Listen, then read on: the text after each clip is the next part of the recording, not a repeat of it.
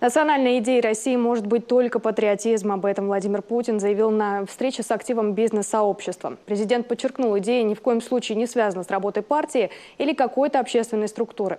Патриотизм прежде всего объединяющее начало нации. Евгений Ракин о том, как это заявление восприняли в Коми.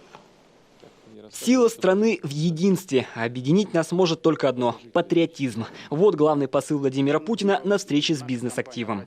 И чиновники, и бизнес, да и вообще все граждане работают для того, чтобы страна была сильнее. Потому что если так будет, каждому из нас и каждому гражданину каждый гражданин будет жить лучше.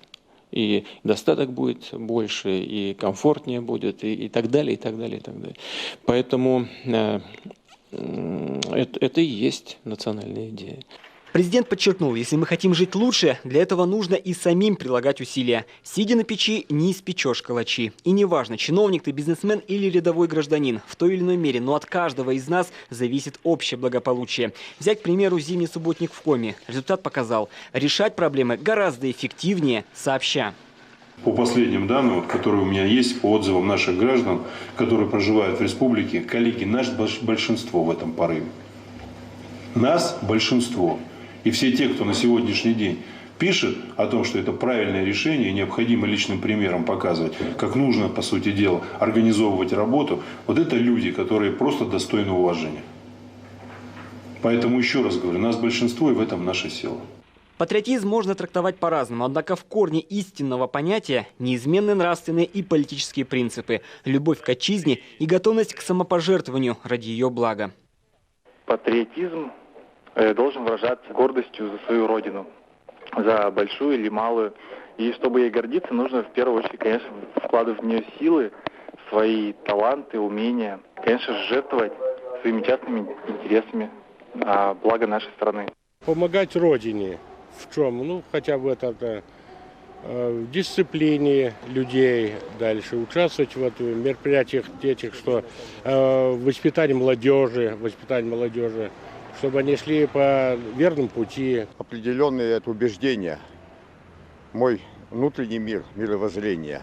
И я вот четко для себя знаю, что патриотами не рождаются, патриотами становятся, их формируют окружающая нас среда. Прежде всего, это патриотизм начинается с самого рождения, с самого детства. Сначала должна семья работать, прежде всего человек должен знать свои корни. Потом начинает работать школа. Вот здесь уже больше история. Знать историю своей страны важно, особенно в век, когда правду нередко приходится отстаивать. В этой связи важную миссию выполняют поисковые движения. Поднимаем, когда бойцов, это мы поднимаем историю прошлого, то есть, и тем самым не даем забыть остальному миру о том, что война-то еще идет. То есть еще пока не все, война еще не закончилась, как говорится, война не закончена, пока не захоронен последний солдат. Большинство детей после поездок, то есть после вахт памяти, то есть у них мировоззрение очень сильно меняется. Патриотизм не выставляют на показ, его нельзя измерить или сравнить, на нем нельзя заработать, им нельзя спекулировать. Это все-таки больше личное.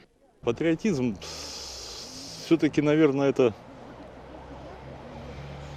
особое понятие. Это ведь и убеждение, и чувство человека, и его действия и поступки. Мы росли патриотами, потому что в страну верили всегда и верить всегда будем. Я хочу, чтобы дети наши такие были. Патриотизм как чувство или убеждение не иссякнет никогда, но как национальная идея нуждается в пристальном внимании. Его необходимо культивировать. Чтобы сохранить нравственные и политические ценности, государству и обществу необходимо быть единым организмом. Евгений Ракин, Константин Стратиенко, Олег Костромин, телеканал Юрган.